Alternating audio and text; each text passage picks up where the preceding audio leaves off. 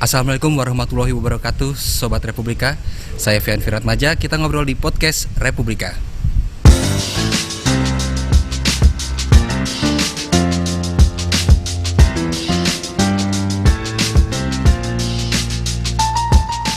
Bicara Papua, mungkin orang sudah banyak yang mengatakan Papua adalah surga kecil yang turun ke bumi. Akan tetapi sangat disayangkan, tidak banyak informasi yang bisa kita dapatkan mengenai Papua. Kenapa? Karena masih kurangnya riset yang dilakukan di Papua. Nah, untuk memperdalam hal ini, kami sudah kedatangan Mas Darkono Cawikrama, Koordinator Riset dan Sistem Informasi Geografis Ekonusa. Betul ya, Mas? Ya. Terima kasih, Mas. Apa kabar? Baik. Mas, langsung aja nih aku mau nanya, riset di Papua, emang seperti apa sih kondisi riset di Papua saat ini?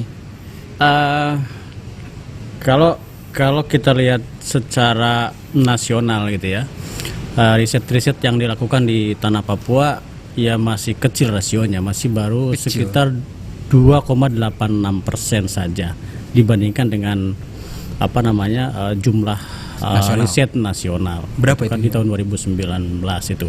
Kalau di nasional itu ada 16.600 sekian jurnal yang terpublikasi secara nasional. Secara nasional. Nah, sementara di Papua itu hanya 470 sekian jurnal. Masih ratus. Yo. Itu kita kumpulkan sekitar 10 tahun. 10 tahun kita kumpulkan, itu lingkupnya riset mengenai biodiversity, riset mengenai sosial ekonomi, riset mengenai sosial politik dan pemerintahan. Jadi sekian tema yang kita kumpulkan hanya 470 sekian jurnal. Sangat kecil rasionya. Itu yang kemudian kita sayangkan. Begitu. Emang kenapa sih, Mas? Apa dampaknya dengan kurangnya riset di tanah Papua? Kalau kita lihat dengan proses perencanaan pembangunan gitu ya, harusnya pembangunan yang kita lakukan itu harus scientific base. Scientific base itu adalah untuk mendukung bagaimana perencanaan yang dilakukan oleh pemerintah itu berbasis riset. Semuanya harus berbasis riset idealnya. Tetapi memang di Indonesia kita lihat belum juga kemudian seluruhnya berbasis riset, tetapi ada juga faktor politik, faktor macam-macam yang kemudian itu sedikit mengeliminir. Tetapi kalau dilihat konteks Papua dengan rasio yang sangat sedikit, berarti memang proses perencanaan pembangunannya masih belum scientific base. Karena memang kan riset-riset yang inovatif, riset yang baru, kemudian riset-riset yang itu mendukung perencanaan pembangunan memang belum terbangun dengan baik, belum banyak. Itu yang kemudian menjadi peluang, harus ada gitu kan, begitu. Kalau misalnya pembangunan tetap dilakukan tanpa adanya riset atau scientific base, dampaknya akan separah apa, Mas?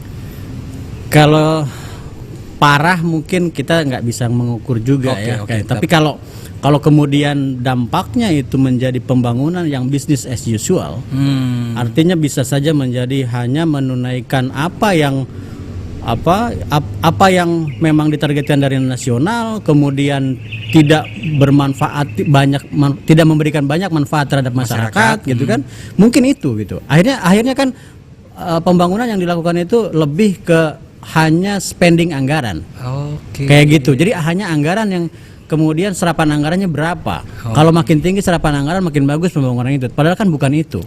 Tetapi bagaimana indeks pembangunan manusia meningkat, kesehatan naik, fasilitas kesehatan bagus, tenaga kesehatan menjadi banyak, pendidikan menjadi naik. Di Papua mungkin tingkat pendidikan kita belum lihat juga seberapa tingkat pendidikannya, masih cukup rendah, income masih cukup rendah. Itu yang kemudian harus didorong oleh riset, informasi riset.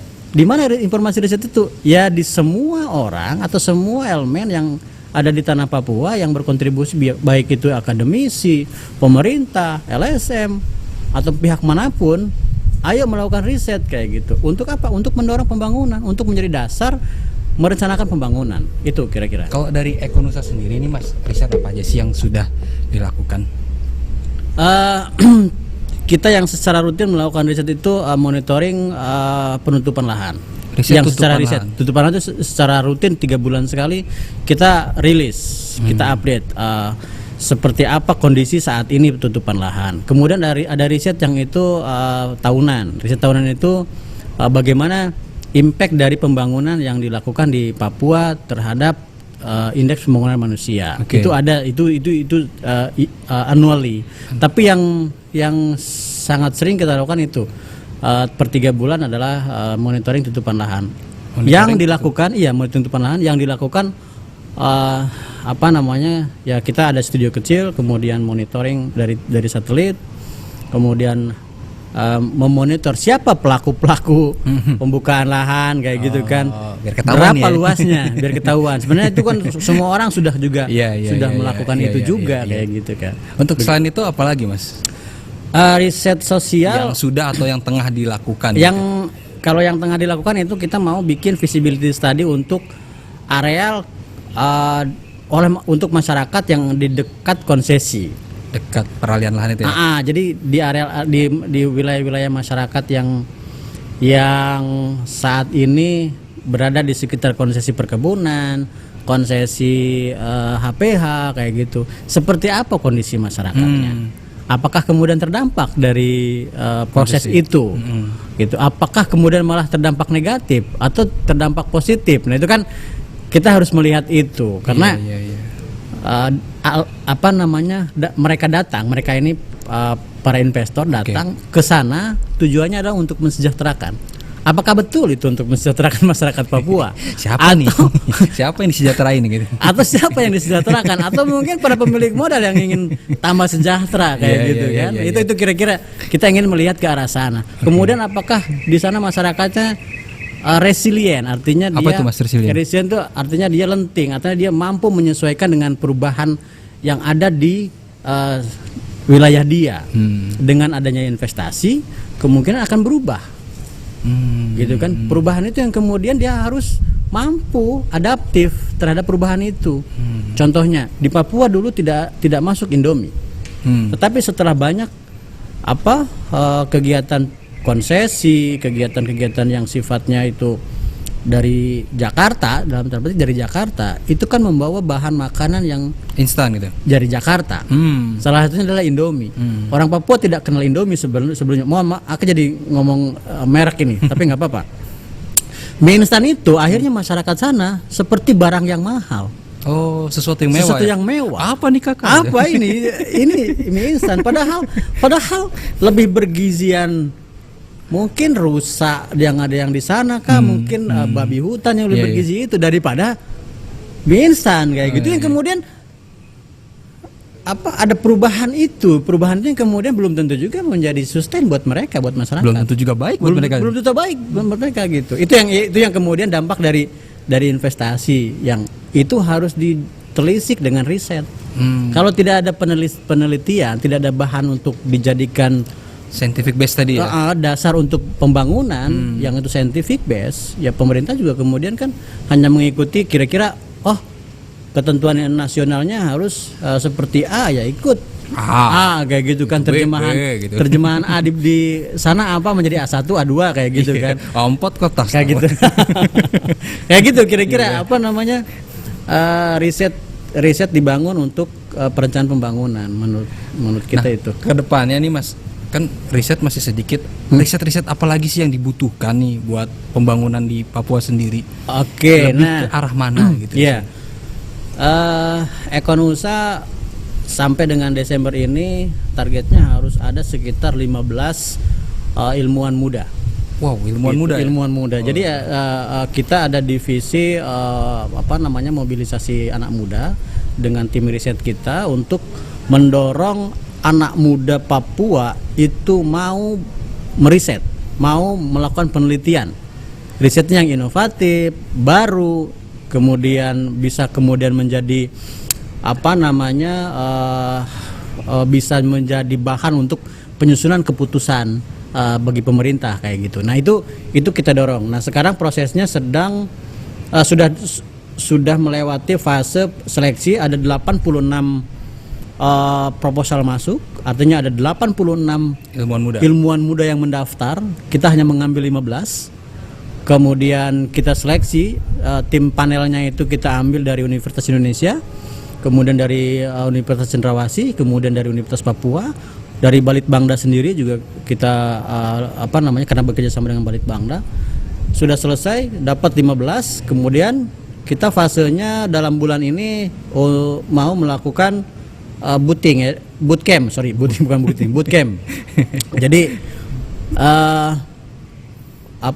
menyamakan metodologi, memberikan pemahaman tentang saintifik, seperti etika-etika dalam melakukan penelitian kayak gitu. Karena penelitian itu kan harus original, jangan ada plagiat. Kayak gitu yang kemudian kita harus bantu anak muda Papua yang punya visi untuk meneliti, yang punya sense untuk meneliti, lebih mengembangkan diri di dalam riset, sehingga nantinya akan banyak ilmuwan-ilmuwan muda Papua yang mampu mengeksplorasi tanah Papua, sehingga pemerintah nggak bingung lagi bikin perencanaan gitu, ataupun pemerintah menjadi banyak bahan untuk jadi pertimbangan dalam merencanakan pembangunan. Nah, kalau ilmuwan muda sendiri dari Papua menarik nih Mas. Sejauh ini udah seberapa banyak sih ada lahirnya ilmuwan-ilmuwan muda ini dari Papua khususnya gitu Mas? Dari Papua. Kalau program ini kan baru tahun 2020 kita baru 2020 kita siapkan gitu kan. Makanya kemarin agak terkendala karena Covid. Sehingga prosesnya menjadi sedikit lambat. Harusnya sudah dari awal, kita sekarang sudah running. Karena harus menyesuaikan dengan jadwalnya akademik. Jadi jadwal universitas yang ada di sana kita harus sesuaikan. Karena kita mengakomodir yang terpilih itu ada 3 universitas di Papua, Uncen, Unipa, sama Unmus, Universitas Musamus di Merauke gitu kan, supaya menjadi komprehensif dan terwakili lah antara dari barat sampai ke timur gitu kan, seluruhnya itu tercover. Tapi itu secara proporsional kebetulan saja sebenarnya, karena yang kita pilih adalah kriterianya mampu melakukan penelitian benar, kemudian topiknya juga sesuai dengan yang kita inginkan. Itu terpilih 3 universitas itu, ada 15 mahasiswa ilmuwan muda calon ilmuwan muda begitu. Mas, kan Ekonusa berarti kan secara tidak langsung mengkreat atau meregenerasi ilmuwan-ilmuwan nih. Apa sih yang pengen dicapai Ekonusa melalui ilmuwan-ilmuwan ini selain riset yang akan mereka hasilkan gitu? Nah, karena mereka masih mahasiswa, kita berharap sih pada perkembangannya mereka menjadi ya agen-agen untuk perubahan Papua. Kayak gitu. Karena anak muda akan masuk menjadi masa dewasa yang itu mereka harus punya pikiran saintifik untuk mereka bertindak. Gitu. Nah, tindakan-tindakan yang seperti apa yang kemudian harus dilakukannya itu tadi mereka harus terarah kayak gitu kan. Nah, harapannya mereka akan mengisi pemerintahan. Mereka akan menjadi akademisi seumpamanya, ataupun menjadi benar-benar peneliti kayak gitu. Itu kan akan mengisi ruang-ruang di mana prinsip-prinsip risetnya itu terbawa sampai ke profesi mereka kayak gitu. Walaupun mereka jadi pengusaha, jadi pengusaha di bidang lahan ataupun apa, tetap aja bahwa rasa kerisetan Papuanya itu menjadi tetap terjaga kayak gitu. Itu kira-kira harapannya kita ke sana. Nah, setelah lahirnya riset-riset ini, apalagi yang pengen digali dari Papua, dari riset-riset yang ada ini, apa yang masih kurang buat di Papua tuh Mas? Riset soal apa? Dan sepertinya riset ini harus dilakukan sesegera mungkin gitu. Nah, di kita memang belum diklasifikasi seperti itu. Hanya memang ada sisi urgenitas riset.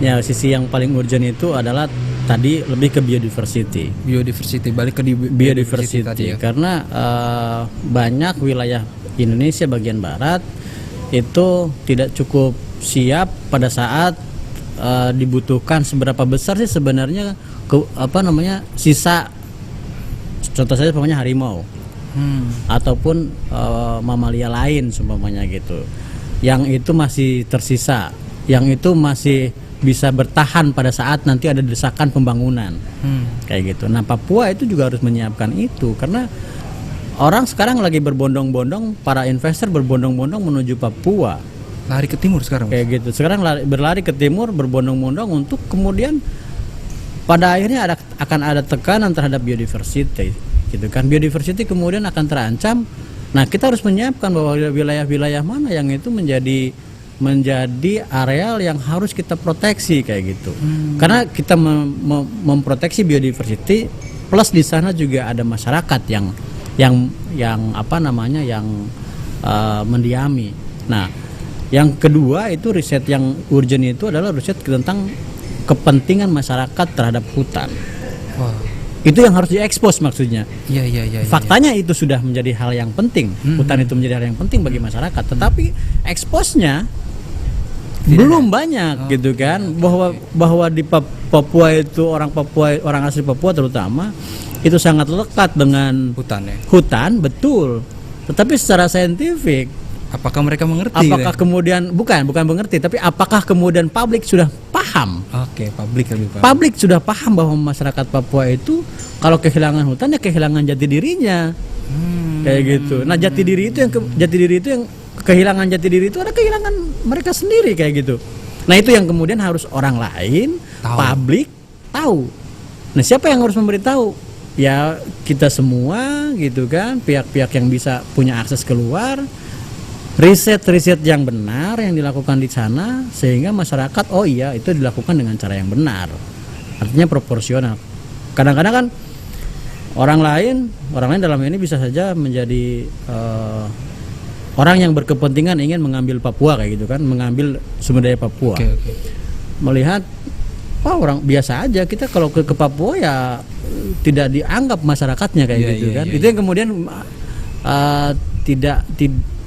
tidak sinkron dengan tujuan kita bahwa orang Papua itu harus menjadi orang yang menjadi yang sentral kayak gitu dalam proses pembangunan kayak gitu. Itu menurut saya. Dari paparan Mas dari tadi kan kayak ini penting banget emang bener kan riset ya. Tapi kenapa akhirnya sedikit yang melakukan riset di Papua? Apa sih Mas sebenarnya kendala, halangan atau apa gitu yang menyebabkan kok Papua yang segitu pentingnya riset masih sedikit gitu orang melakukan riset di sana? Iya, gini, kadang-kadang kan semua terbentur karena kalau perencanaan itu, riset itu harus ada budget gitu kan, harus ada biaya.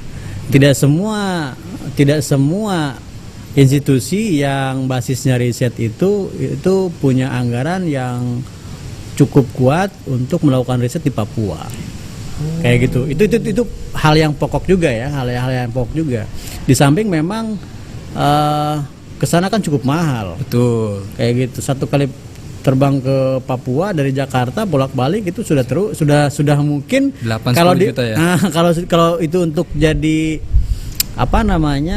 modal riset di wilayah barat Indonesia mungkin sudah separuh biayanya sudah tercover di biaya perjalanan. Itu yang kemudian menjadi kendala bagi para periset bagian barat melakukan riset di wilayah timur Indonesia.